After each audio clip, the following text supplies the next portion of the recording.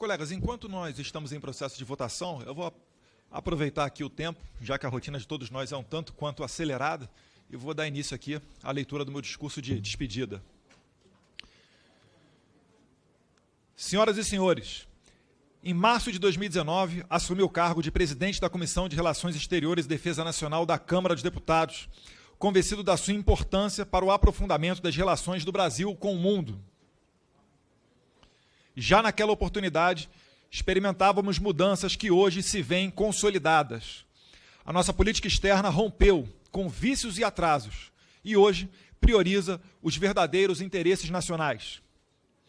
Os resultados são tangíveis, apesar da campanha sórdida levada a cabo, especialmente no exterior, não contra esse governo, mas contra o país. Sim, a imagem do Brasil lá fora tem sido objeto de uma ofensiva perpetrada por aqueles que se autoproclamam democratas, mas que não aceitam a vontade expressada nas urnas em 2018 por quase 60 milhões de brasileiros. Nessa esteira, nosso país inaugurou um novo ciclo de sua política externa, comprometido com o pragmatismo, o fim das barreiras ideológicas e a busca pela diplomacia de resultados concretos. Inegavelmente, o Brasil precisou consertar a bússola que nos guiava em prol do projeto modernizador e pragmático de inserção internacional como país autônomo e independente no concerto das nações e dos grandes atores internacionais. Fui também o único presidente da CREDEM a permanecer 2 anos no cargo em função da pandemia que limitou os trabalhos do Congresso Nacional. No entanto, acredito ter aproveitado esse período para trabalhar em prol dos interesses maiores do país. Realizei viagens ao Oriente Médio, onde contribuí para o melhoramento substancial de nossas relações, não apenas com Israel, mas também com os países árabes. Exemplo objetivo desse trabalho é o acordo com o Fundo de Investimento Público, o PIF, saudita, para explorar oportunidades no Brasil de investimentos mutuamente benéficos em até 10 bilhões de dólares. Obrigado, Príncipe Mohammed bin Salman. Após décadas em que o Brasil se posicionava a favor de um e contra os outros, agora nós temos uma política externa que produz resultados concretos. Firmamos parcerias com aliados tradicionais do Brasil e que tinham sido abandonados por razões ideológicas. Para citar apenas um exemplo, eu relembro que em 2015, a então presidente Dilma Rousseff negou, sem fundamentos, as credenciais do embaixador indicado por Israel, Dani Dayan, fato que abriu caminho para que ficássemos determinado período sem embaixador israelense aqui, e sob a pecha de anão diplomático, meros repetidores de teorias e ideias gestadas em organismos multilaterais, até a vinda do grande embaixador Yossi Shelley ao Brasil. Sob gestão de Yossi Shelley e liderança do embaixador Ernesto Araújo, chanceler, assistimos pela primeira vez no Brasil à visita histórica de um chefe de Estado de Israel desde a criação desse país em 1947, que foi, inclusive, patrocinada ativamente por outro embaixador chanceler brasileiro, o brilhante Oswaldo Aranha. Da boa relação entre Benjamin Netanyahu e Jair Bolsonaro, veio o socorro das tropas da IDF, as Forças Armadas de Israel, a Brumadinho, ajuda no combate ao fogo da Amazônia, 5 novos acordos comerciais na área de serviços aéreos, combate ao crime organizado, ciência e tecnologia e um memorando de segurança cibernética.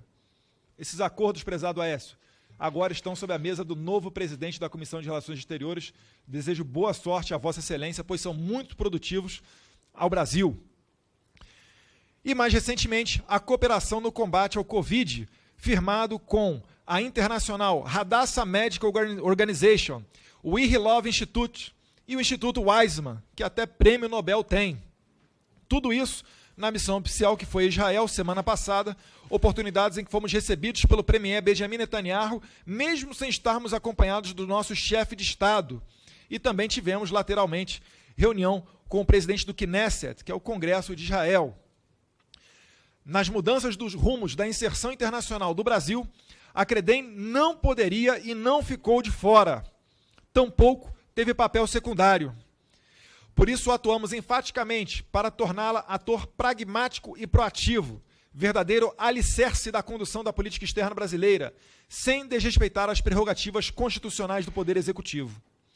no campo legiferante, foram realizadas 26 reuniões deliberativas, que resultaram na apreciação de 31 proposições e 97 requerimentos, para debater e refletir sobre os mais variados temas relacionados aos campos temáticos dessa comissão. Foram organizadas 19 audiências públicas, com a presença de autoridades e estudiosos e de representantes da sociedade civil. Em cada um dos semestres de 2019, foi realizado um seminário para contribuir com o diálogo e com o debate com diversos setores da sociedade.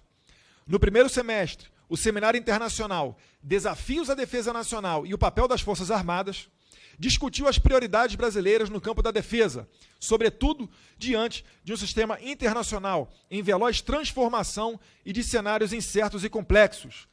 Agradeço não só a assessoria parlamentar das Forças Armadas, presente ativamente nessa comissão, como também ao grande arquiteto desses contatos, que foi Marcelo Resch. Muito obrigado, do InfoRel. No segundo semestre, tivemos o privilégio de organizar a colaboração com a Confederação Nacional da Indústria, a CNI, seminário internacional que se tornou referência no Parlamento nos debates sobre política externa, intitulado Novos Anseios da Política Externa Brasileira, Renovar para Avançar. O evento foi a oportunidade de refletir sobre as novas tônicas da inserção internacional do Brasil, baseadas no pragmatismo e no foco em resultados. No domínio multilateral, o seminário em tela colocou em perspectiva a importância do fortalecimento dos laços com a Organização para a Cooperação e Desenvolvimento Econômico, OCDE, e com a Organização do Tratado Atlântico Norte, a OTAN. No domínio bilateral, foi privilegiado o debate sobre o relacionamento com 3 parceiros estratégicos para o Brasil: os Estados Unidos da América, a China e Israel. Aproveito a oportunidade para congratular os deputados que apoiaram durante minha presidência as medidas altamente benéficas para a população brasileira. Esses bravos parlamentares votaram favoravelmente a moção de apoio a Israel pela ajuda prestada às vítimas da tragédia de Brumadinho, em Minas Gerais, ao acordo de salvaguardas tecnológicos para uso comercial da base de Alcântara. Esse acordo que acredito que tenha sido um dos mais importantes votados nessa comissão recentemente. Aos acordos sobre antibitributação. E aqui eu tenho que abrir um parênteses para parabenizar o Congresso Nacional pela aprovação dos acordos antibitributação com Emirados Árabes Unidos, Singapura e Suíça. Fato que melhora o ambiente de negócios no Brasil, dá mais segurança jurídica e tributária aos investidores, bem como propicia a geração de mais emprego e renda aqui.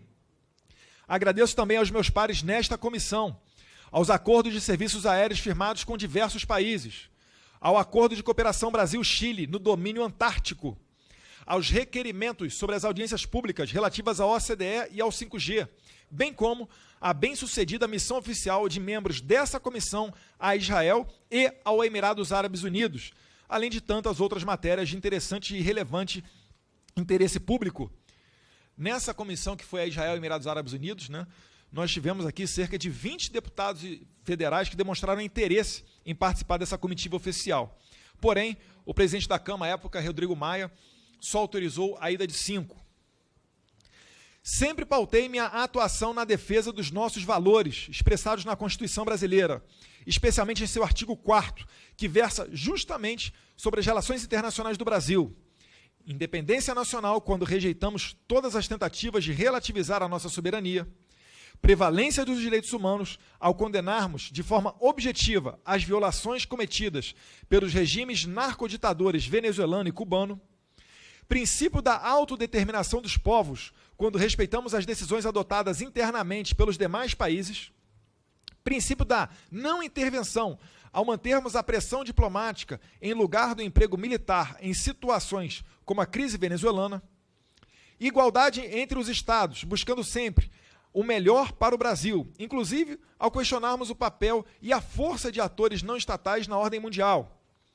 Defesa da paz, solução pacífica dos conflitos, repúdio ao terrorismo e ao racismo, o que fizemos de forma ininterrupta e transparente, reafirmando a todo momento a defesa da democracia, onde todos, absolutamente todos, têm voz assegurada. E aqui abro parênteses, do desejo deste parlamentar, e em recente, agora que acabamos de retornar de Israel, de declarações determinando e decretando aquilo que já acontece de fato, que é a designação do Hezbollah como grupo terrorista, lembrando que foram eles os responsáveis por perpetrar, em 92 e 94, os atentados terroristas na Argentina contra a AMIA e contra a Embaixada de Israel. Nós não nos esquecemos dessas datas. Cooperação entre os povos para o progresso da humanidade, conversando com todos os atores que se mostraram dispostos a fazê-lo. Busca da integração econômica, política e social e cultural dos povos da América Latina, desta vez sem o viés ideológico que marcou as relações do Brasil com o seu entorno geográfico por tantos anos. Nossas relações com os vizinhos nunca foram tão sólidas como agora, graças ao diálogo franco e honesto, sustentados pela Credem, em conjunto com Itamaraty e o Planalto. Obrigado, deputados.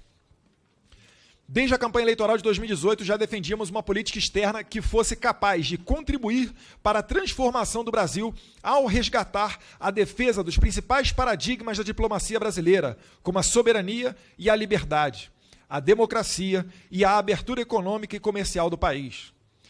Nesse sentido, trabalhamos por meio da diplomacia parlamentar para permitir uma maior inserção econômica internacional do Brasil por meio de acordos comerciais com parceiros importantes, atração de investimentos e promoção do agronegócio, bem como pela adesão de organizações como a OCDE, que consolidem a abertura econômica e práticas de políticas públicas mais avançadas. Destaco aqui o trabalho do deputado Aécio Neves frente ao tema da OCDE. Particularmente, digo aqui estar esperançoso de que, certamente, sobre essa presidência que será eleita agora, deputado Aécio, que a gente coloque adiante essa pauta tão importante. O Brasil, estou quase terminando, o Brasil também não abandonou sua vocação regional, como muitos pregam de forma insistente, apesar dos fatos contrários. Trabalhamos pela modernização do Mercosul, de modo a que o grupamento contribua para a inserção competitiva externa e de seus países membros, e o fizemos em paralelo com a reorganização do espaço sul-americano, com a democracia como elemento central. O Brasil, uma vez intitulado Anão Diplomático, revitalizou suas relações com parceiros fundamentais do Brasil, como os Estados Unidos, e ao mesmo tempo em que buscávamos fortalecer nossa agenda bilateral com grandes atores internacionais, como a China e Índia, tendo sempre, reitero, os interesses nacionais como pilar central. Para aqueles que insistem em afirmar que a nossa diplomacia trabalha contra o interesse nacional, vale lembrar que o Brasil foi o quarto maior destino mundial de investimentos estrangeiros diretos em 2019, tirando a política nacional das páginas policiais. De acordo com os dados da UNCTAD, o fluxo de investimentos estrangeiros para o Brasil elevou-se de 60 bilhões de dólares em 2018 para 75 bilhões de dólares em 2019. Ficou atrás apenas de Estados Unidos, China e Singapura. Em termos de fluxo e de IEDs com percentual do PIB, o Brasil foi o segundo maior destino mundial em 2019, atrás apenas de Singapura. No entanto, não são poucas as vozes que pregam o caos, chamam o Brasil de pária internacional e vendem o caos lá fora, estimulando a fuga de investimentos, ou seja, atentando, como assinalei, não contra o governo, mas contra a nação. Resgatamos como base da nossa política internacional também o grande legado do Brasil para o mundo. O Brasil misturado, miscigenado, ante a mentira de que somos segregados por raças e diferenças, que não condizem com a essência mulata do povo brasileiro. Uma mistura indivisível e que é exemplo de união para todo mundo. Aqui vão mais alguns dados. O Banco Mundial destacou em relatório de abril último a política comercial brasileira como exemplo 1 no quadro Melhores Práticas na Gestão de Covid-19. Alguém viu aquela parte, né, da nossa grande imprensa repercutindo isso para o povo brasileiro? Acredito que não. O Brasil reduziu tarifas de importação e simplificou práticas aduaneiras relacionadas ao combate ao Covid-19.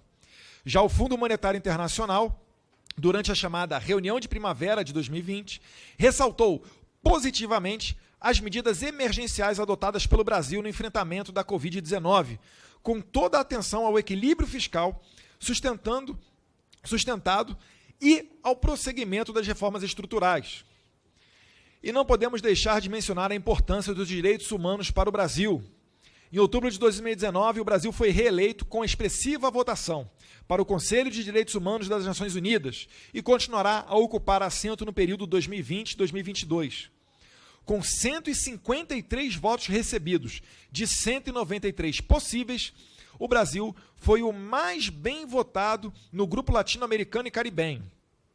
Na eleição anterior, em 2016, o Brasil recebia um pouco menos, foram 137 votos. Não posso deixar de fazer menção, novamente, ao ministro das Relações Exteriores, Ernesto Araújo, responsável direto pela campanha de repatriação de mais de 40 mil cidadãos brasileiros retidos em pelo menos 70 países no início da pandemia, que mobilizou parcela significativa do serviço exterior em empreendimento inédito e bem-sucedido de resgate de brasileiros, muitas vezes em situação de desvalimento, atestou a prioridade sempre conferida pela diplomacia brasileira à segurança e à assistência do cidadão brasileiro fora do seu país.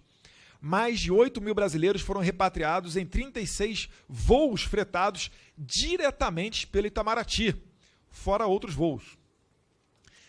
Presidir a Comissão de Relações Exteriores e Defesa Nacional da Câmara dos Deputados e a Comissão Mista de Controle das Atividades de Inteligência do Congresso Nacional, a SECAI, foi uma honra inenarrável e uma experiência um tanto quanto desafiadora e edificante, que me acompanharão por toda a vida. Encerro minha gestão imensamente gratificado pela convicção de que a Credem participou ativamente dos esforços para tornar o Brasil mais reconhecido e valorizado na cena internacional e para fortalecer os mecanismos e ações voltados para a defesa do país. Nesse trabalho aqui, recebi algumas dezenas de embaixadores na Credem, me senti muito prestigiado, né, a busca por informações e um canal estratégico diretamente com a comunidade internacional. E assim sendo, eu gostaria de ler aqui alguns dos embaixadores com os quais eu vi principalmente uma característica, que é a característica da proatividade. Embaixadores que realmente se movimentam para estreitar suas relações com o Brasil. Em nome do Bahrein, parabenizo Bader Al-Hulaini, Kuwait, o senhor Nasser Hiden Al-Motairi, recentemente ofereceu um jantar, um almoço para o presidente da República, junto com outros países do Golfo. Da Arábia Saudita, Ali Bahit Ham. De Israel, Yossi Shelley, talvez aqui um dos mais ativos embaixadores e realmente figura central nessa aproximação entre Brasil e Israel. Shalom Yossi, Todarabá. Do Emirados Árabes Unidos, inicialmente, Hafsa Al-Ulama, e agora sucedida pelo superativo também o senhor Saleh Al-Suaid. E também não posso deixar de esquecer aqui a importância do secretário da Embaixada, Abdelrahman Abdullah Al-Mazami.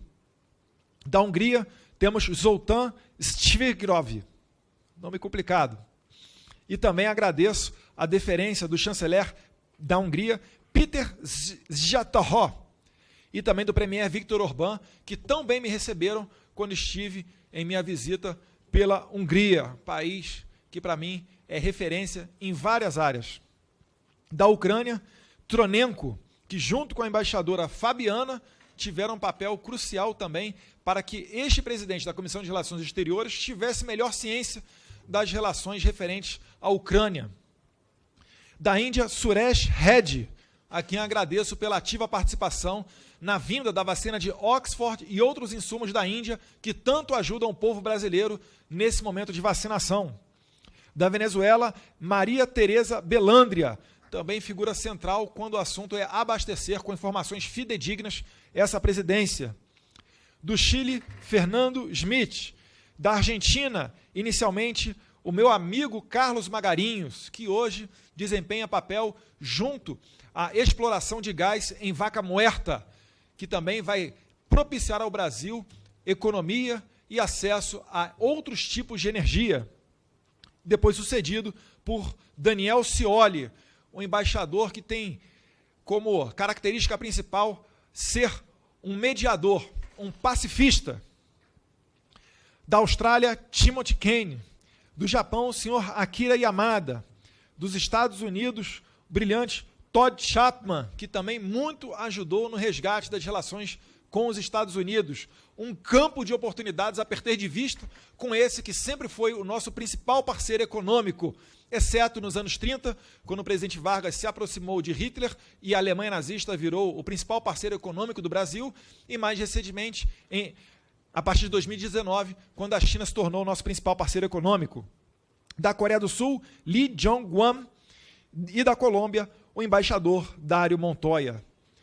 Essas foram minhas palavras, meus amigos. Agradeço mais uma vez aos meus pares por toda a ajuda que eu recebi nessa comissão durante o trabalho. Né? De fato, prezado Coronel Armando, é uma posição privilegiada que nós temos aqui, uma posição central, pois daqui sai o cerne da política internacional brasileira. Já temos o número de... O quórum já foi atingido? Perfeito. Aconselho aqui do secretário Edilson. Dou mais 2 minutos para a conclusão dos trabalhos para aqueles deputados que, porventura, ainda não tenham votado. E agradeço também, não só ao secretário Edilson, mas todos que nessa comissão me ajudaram. Quando eu entrei aqui, eu acho que eu não mudei nenhuma peça. Quando eu entrei na comissão, não mudei nenhuma peça, né? O que prova a qualidade, a isenção e imparcialidade dos servidores dessa comissão, que tanto faz ser um parlamentar de direita ou de esquerda, trabalham com o mesmo afinco. Muito obrigado a todos vocês que me ajudaram nesse trabalho. Aguardamos, então, mais 1 minuto e meio para declarar o resultado dessa eleição e passar a presidência da comissão para o novo presidente.